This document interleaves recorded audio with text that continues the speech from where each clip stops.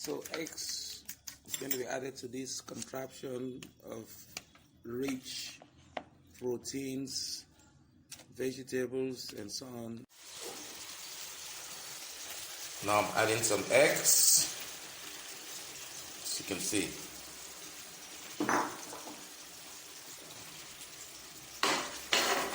It's going to be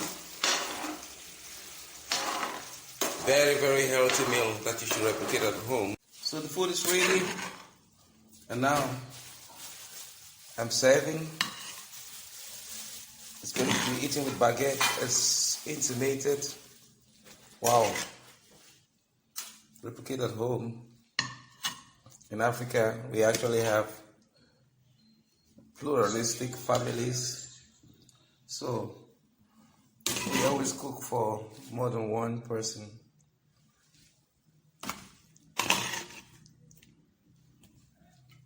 You can always cook for yourself alone as well.